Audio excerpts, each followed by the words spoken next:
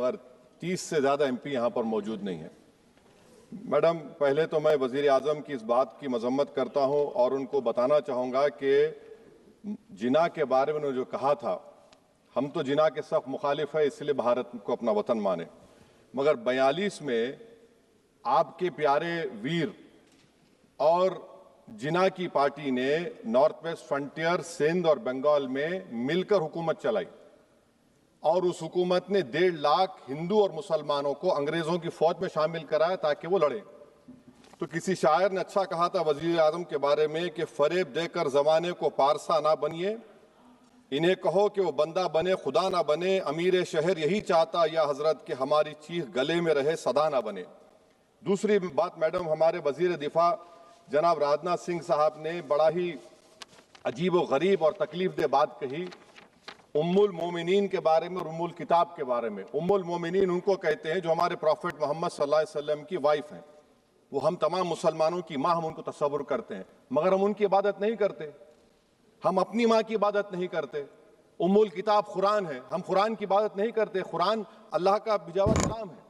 तो उसके बारे में भी शायर ने अच्छा कहा कि खबर नहीं जिन्हें अपने दीन व मजहब की, हमें वो दीन का मतलब सिखाने निकले हैं। अहम बात यह है कि मैडम, हमारे मुल्क का आइन का इस लफ्ज से आगाज होता है वी द पीपल। इसका आगाज भारत माता के नाम से नहीं होता है। हमारे संविधान का जो प्रियम्बल है वो क्या कहता है? Liberty of thought, expression, belief, faith and worship. अगर दस्तूर का ये पहला सफा ये बात करता है तो फिर कैसे किसी शहरी को किसी खुदा, देवी, देवता की इबादत करने पर या सजदा करने पर मजबूर किया जा सकता है? आप ही की पार्टी से आज की जो बातें हुई है इसी कब हो रही हैं। हमारे कॉन्स्टिट्यूंट असेंबली में मैडम एक मोहतरमा थी रोहिणी कुमार चौधरी ने एक तजवीज़ दी थी कि प्रियम्बल में किसी देवी के नाम से शुरू हो। उन्होंने खास तौर से वंदे मातरम का जिक्र किया मगर उसको कबूल नहीं किया गया। फिर केवी कामत साहब ने एक तजवीज़ दी कि इट्स सिटीजन्स को बदलकर हर सिटीजन्स किया जाए और खुदा के नाम से शुरू किया जाए, वो तरमीम को मुस्तरद कर दिया गया।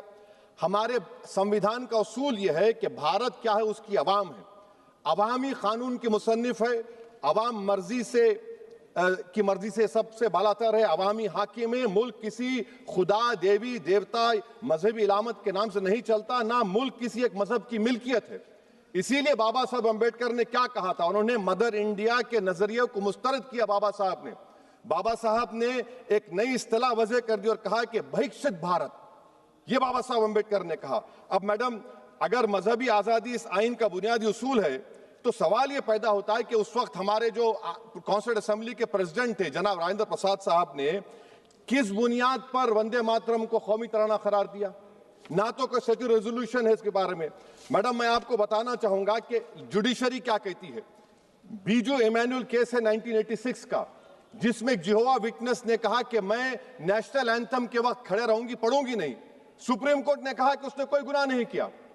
वहीं एक 2017 का केस है अश्विनी उपाध्याय का केस सुप्रीम कोर्ट का, उन्हें कहा गाइडलाइंस दिए जाएं वंदे मातरम पर, सुप्रीम कोर्ट ने नहीं कह दिया। फिर आप आ जाइए madam, prevention of insult act national 1971, इसमें नेशनल सॉन्ग नहीं है, सिर्फ नेशनल एम्बलम और आपका नेशनल एंथम है। फिर आप आ जाइए 40th अमेंडमेंट आर्टिकल 51 है 76 में पास हुआ, उसमें भी इसका कोई जिक्र नहीं है। मैडम, मैं आपके सामने बताना चाहूंगा कि हमारा भारत एक इसका मजमुआ क्या है, इसमें हिंदू है, मुसलमान है, सिख है, ईसाई है, जैन है, एथिस्ट है, मेहनत कश है, किसान, गरीब, मजलूम और दलित है। मगर अगर जो तकारीर आज हमने यहाँ पर सुनी और बाहर जो सुनते हैं, अगर भारत को देवी कहने और उसके आगे सजदा करने, तो दरअसल कौम परस्ती को, वतन से मोहब्बत को मजहब में तब्दील कर रहे और फिर यहाँ पर बोल रहे कि अगर भारत में रहना है तो वंदे मातरम गाना पड़ेगा। भाई, ये तो संविधान के खिलाफ है, सुप्रीम कोर्ट के जजमेंट के खिलाफ है। अगर वंदे मातरम मैडम कौमियत का मियार है तो फिर सवाल ये है कि हजरत मोहानी की कौमियत क्या थी जिसने इनकलाब जिंदाबाद का नारा दिया? अगर यूसुफ मेहरली ने quit India Simon go back का नारा दिया तो उसकी कौमियत क्या थी? अगर हैदराबाद से मौलवी अलाउद्दीन जो मक्का मस्जिद का पहला मुजरिम है काला पानी में, और तूरेबाज खान जो मारकर लाश को लटका दिया गया था हैदराबाद में 8 दिन तक, उसकी कौमियत क्या थी? अगर इनायतुल्लाह काफी जो जिहाद का फतवा अंग्रेजों के खिलाफ दिया मुरादाबाद में, जब उनको 2 दिन में फांसी की सजा दी गई, और जब फांसी की सजा के ओर जा रहे हैं तो इनायतुल्लाह मौलाना काफी की जबान पर क्या था? वो रसूलुल्लाह हमारे प्रॉफिट की नात पढ़ रहे थे। क्या पढ़ रहे थे? कोई गुल बाकी रहेगा ना चमन रह जाएगा, पर रसूलुल्लाह का दीन हसन रह जाएगा। तो उनकी कौमियत क्या थी? माल्टा की जेल में महमूदुल हसन, हुसैन अहमद मदनी 6 महीने माल्टा की जेल की ग्राउंड में पड़े रहे, उनकी कौमियत क्या थी? अल्लामा फजल खैराबादी का वो सेल काला पानी का पुकार पुकार कर इनसे पूछ रहा है, जो वहीं पर मर गए, खबर वहां पर है, बताओ मेरी कौमियत क्या थी? मैडम, मैं एक मुसलमान हूं, मैं इस्लाम को मानने वाला बावकार इंसान हूं, और मेरे मजहब की बुनियादी तालीम तौहीद है, ला इलाहा इल्लल्लाह, नहीं है कोई खुदा सिवा अल्लाह के। और कुरान में अल्लाह क्या बोल रहा? इय्याका नाबुदु इय्याका नस्तईन, तुम मेरी इबादत करो, मुझे मानो। मुझे कहां से मिल रहा? आर्टिकल 25 से मिल रहा है। मुझे कहां से मिल रहा है? Liberty of thought, expression, belief, faith and worship से मिल रहा है। तो इसको जोड़ना ये बहुत ही खतरनाक होगा। और हमारे प्रॉफिट मोहम्मद सल्लल्लाहु अलैहि वसल्लम जब मदीने को गए तो उन्होंने उस वतन के लिए दुआ की, कहा कि अल्लाह मदीने की मोहब्बत हमारे दिलों में और इजाफा कर दे, मक्के से ज्यादा कर दे। तो ये इस्लाम, मुसलमान होना, हमारे ईमान में मुल्क की मोहब्बत बीच में नहीं आती, और मुल्क से मोहब्बत है और रहेगी हमेशा, क्योंकि ये अजीम कुर्बानियां यहां पर शामिल है जिन्होंने जंग आजादी में हिस्सा नहीं लिया। आज अगर वो वतन की मोहब्बत का दर्ज देंगे तो बड़ा गलत होगा। मैडम, मैं आपके सामने एक चीज पढ़ूंगा। 1937 रविंद्रनाथ टैगोर ने लेटर लिखा सुभाष चंद्र बोस को। मैं सिर्फ, किसी ने नहीं पढ़ा ये। क्या कहा टैगोर साहब ने? But parliament is a place of union for all religious groups and there the song cannot be appropriate. When Bengali Muslims show sign of stubborn fanatism, we regard it intolerable. When we too copy them and make unreasonable demands, it will be self-defeating. ये मैं इसको ले करूंगा madam, आप देख लीजिए। फिर दूसरी तरफ मैडम आप आ जाइए, मैं यहाँ पर बैठकर, हाँ, जितने तकारीर यहाँ पर हुए सब जनगण मन पे तनकीद किए। तो मैडम मुझे ये कहना पड़ेगा कि जनगण मन पर आप लोग इतनी तकलीफ क्यों उठा रहे हैं? आखिर इतनी तकलीफ क्यों है? तो मैं जब जाकर देखा तो मुझे 28 दिसंबर का ऑर्गेनाइजर मैगजीन का आर्टिकल मिला, जिसमें ऑर्गेनाइजर लिखता है कि what is the moral sanction behind government choice of Janagana Mana, except that it can be made an item of entertainment at the sumptuous parties thrown by government officials. आप बताइए, इसका बोलेंगे आप? और फिर उसके काइंड कैसा करते हैं? It will mean we can not love our motherhood. Madam please, it will mean that Vande Mataram is buried alive with the word Jan Gan Mana on the tombstone, for the tomb will also be of Jan Gan Mana of the will of the people. इस पर आप क्या बोलेंगे?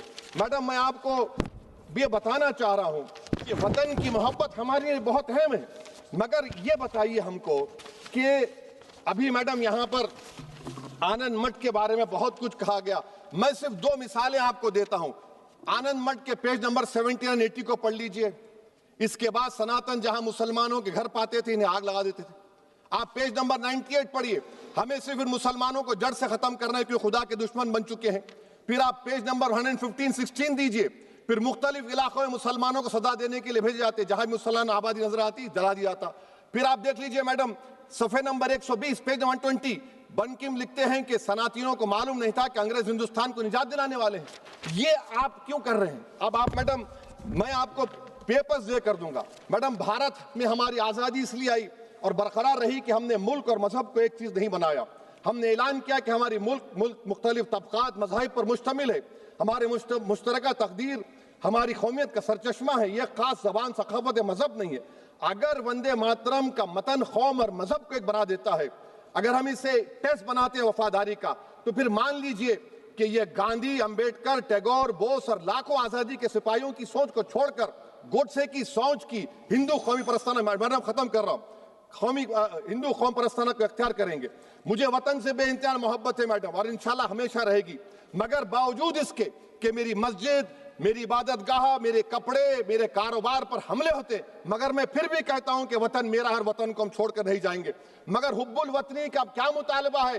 हुब्बुल वतनी ये कहता है कि वतन से मोहब्बत है तो जुल्म को खत्म करो, गरीबी को खत्म करो, बेरोजगारी को खत्म करो, जबर का खात्मा करो, अमन का गहवारा बनाओ, पाकिस्तान की दहशतगर्दी को खत्म करो, एक्सप्लॉयटेशन को रोको, शरारत को रोको, मुल्क के खिलाफ की जाने वाली साजिश खत्म करो।